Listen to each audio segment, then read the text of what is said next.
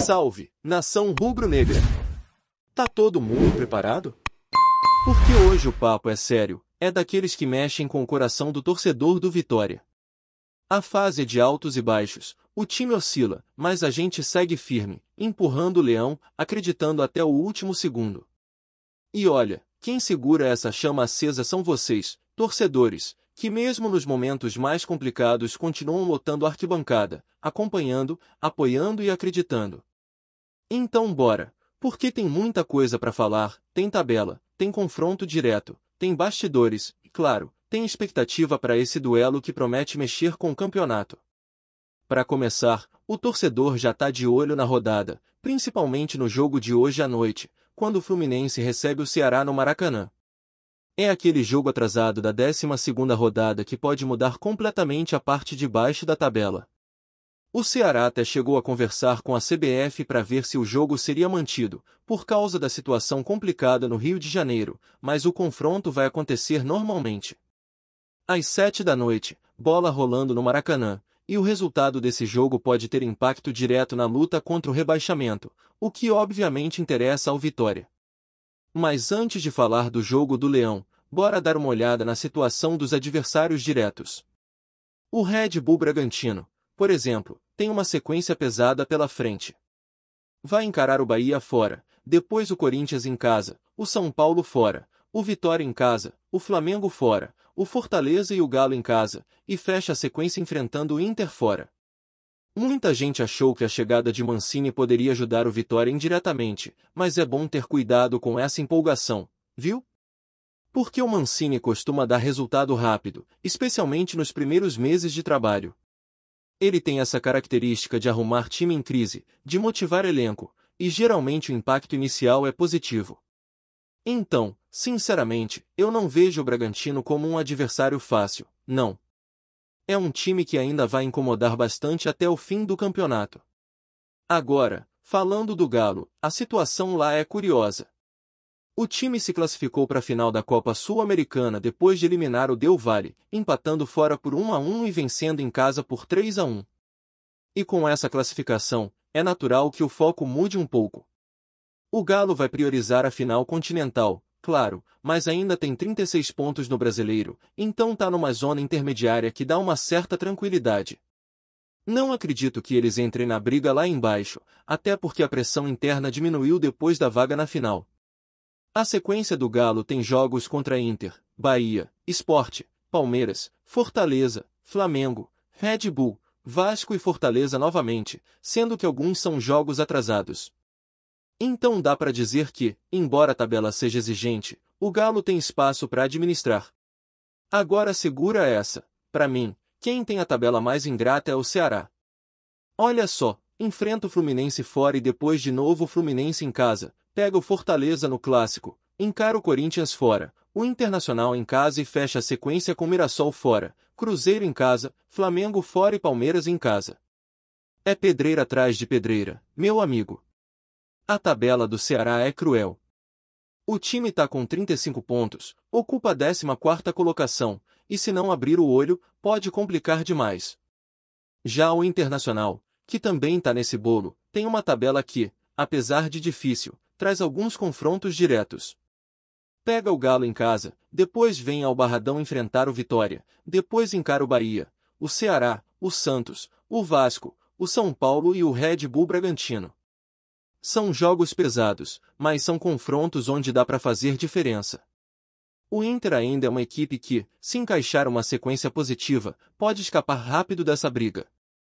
Agora, se continuar tropeçando, o perigo é real, porque os jogos que vêm pela frente exigem atenção máxima.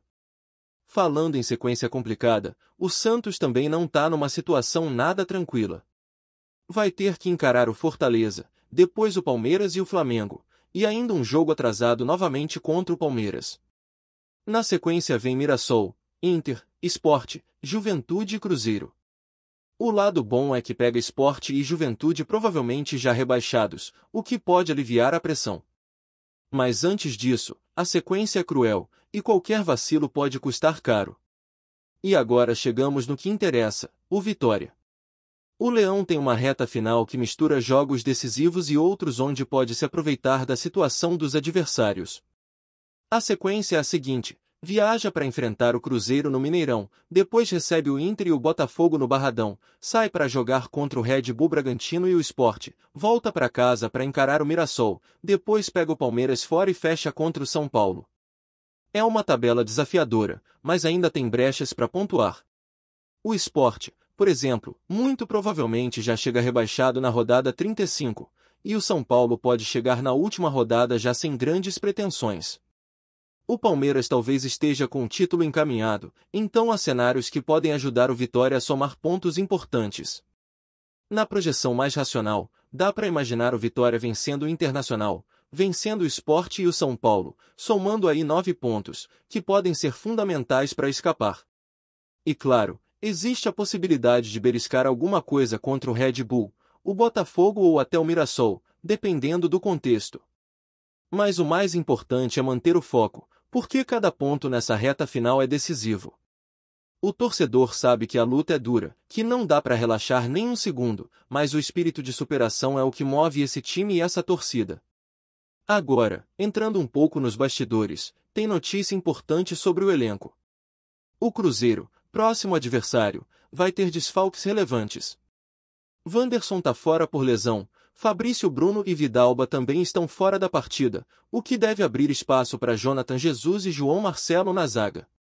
Isso muda bastante o cenário do jogo, porque o sistema defensivo do Cruzeiro vai precisar ser remontado.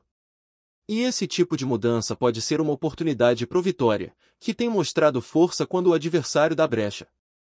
Sobre o nosso Leão, a grande dúvida segue sendo o goleiro Lucas Arcanjo.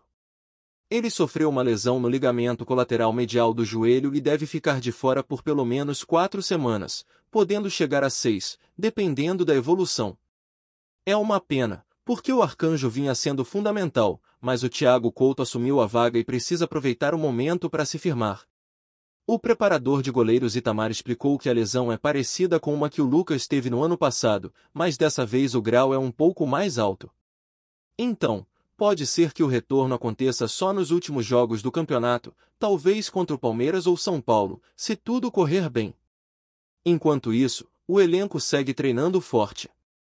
O Vitória fez um trabalho de força e transição durante a semana, com foco total na recuperação de posse e saída rápida para o ataque. Isso mostra que o time vai entrar no Mineirão com uma estratégia clara, defender com intensidade e sair em velocidade nos contra-ataques. É exatamente esse o tipo de jogo que pode surpreender o Cruzeiro, ainda mais com o apoio da torcida rubro-negra que vai comparecer em peso lá em Belo Horizonte.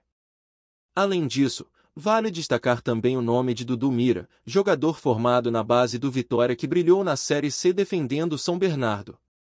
O garoto foi eleito para a seleção do campeonato, marcou 3 gols e mostrou muita personalidade.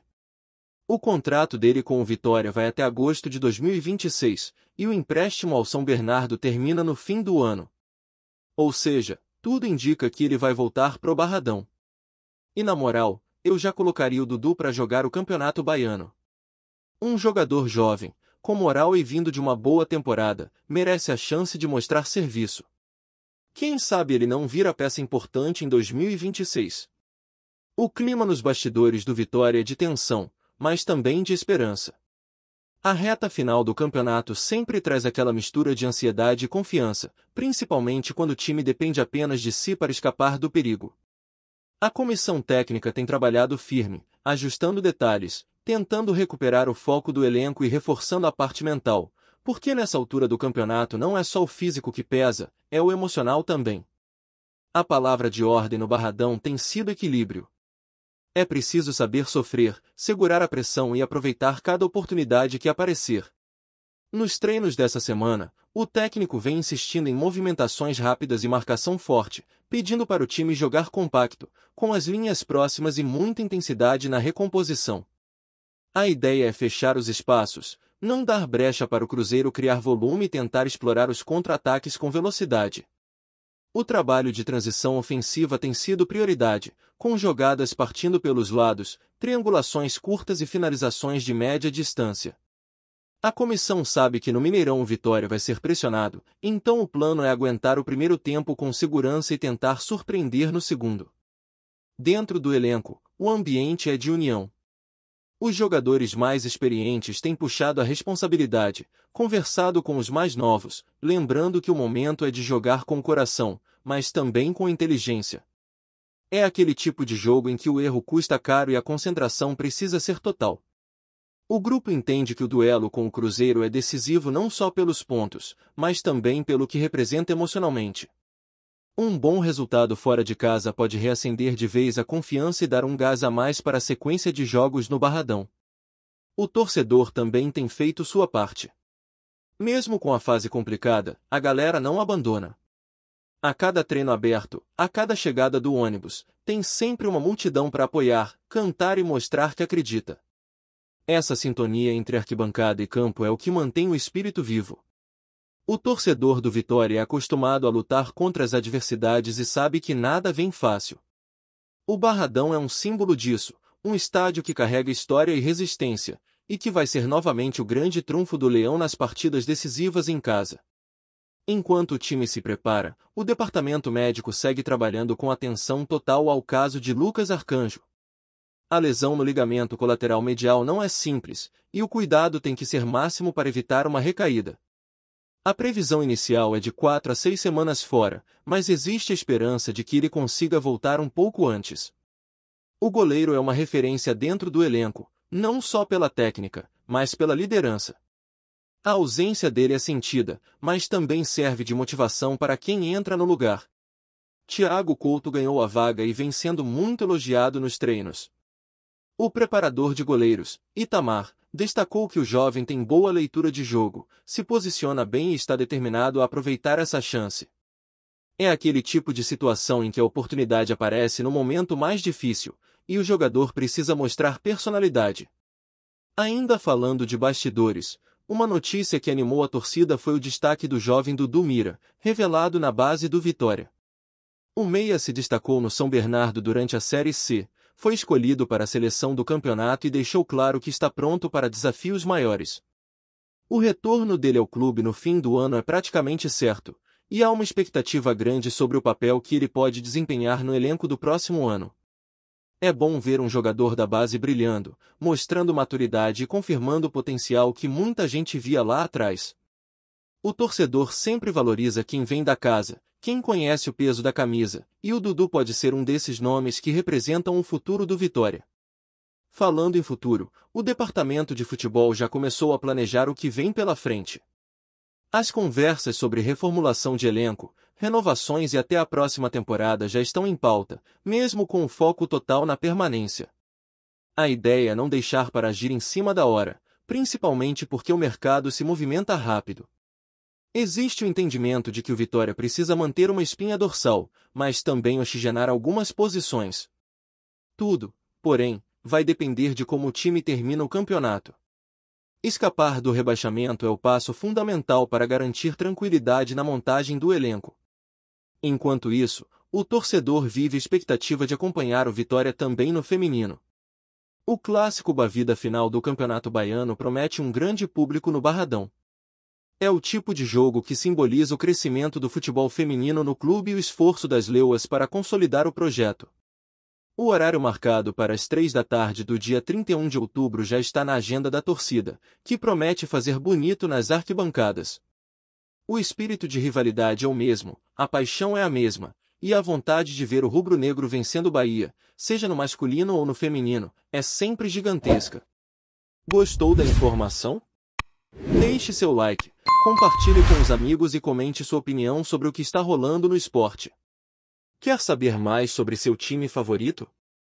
Continue acompanhando o Nordeste Sport News. O mundo do futebol brasileiro está em polvorosa. Fontes próximas à diretoria do Vitória revelaram que o fenômeno Ronaldo Nazário, o Fenômeno, teria feito uma proposta bilionária para adquirir a SAF do clube baiano. Segundo rumores que circulam nas redes sociais, o ex-jogador está disposto a colocar uma quantia que faria qualquer clube do país repensar sua estratégia de mercado. A notícia, ainda não confirmada oficialmente pelo clube, incendiou a web e gerou uma avalanche de especulações sobre os impactos de uma possível negociação. Internautas não param de comentar sobre o que essa transação significaria para o futebol nordestino. Alguns acreditam que, com Ronaldo à frente do Vitória, o clube poderia se tornar um verdadeiro polo de atração de grandes talentos, investindo pesado em contratações e infraestrutura. Outros, mais céticos, questionam se a proposta é real ou apenas mais um rumor nas redes sociais, considerando o histórico de boatos envolvendo empresários e clubes em momentos de indefinição administrativa. Segundo informações que circulam nos bastidores, Ronaldo estaria interessado não apenas no futebol profissional do Vitória, mas também em transformar a marca em um projeto global, atraindo investidores internacionais e criando novas fontes de receita para o clube. O ex-atacante, conhecido por seu faro para negócios e paixão pelo futebol, teria se reunido com conselheiros e executivos do clube para discutir os detalhes iniciais da negociação. A expectativa é de que uma decisão oficial seja anunciada nas próximas semanas, mas, enquanto isso, torcedores e curiosos seguem atentos a qualquer movimentação. O burburinho nas redes sociais é intenso, memes, teorias e até comparações com a compra do Cruzeiro por um grupo de investidores pipocam em feeds de torcedores apaixonados. Se concretizada, a aquisição de Ronaldo poderia marcar uma nova era no Vitória, colocando o clube em destaque nacional e, quem sabe, internacional. Até lá, a comunidade esportiva permanece em alerta, debatendo se o fenômeno realmente colocará bilhões na mesa ou se tudo não passa de mais um boato do mundo futebolístico. Obrigado por assistir ao Nordeste Sport News. Se você quer estar sempre atualizado sobre o que acontece no futebol do Nordeste, inscreva-se no canal e junte-se à nossa torcida. Até a próxima, e que venham mais vitórias para os nossos times.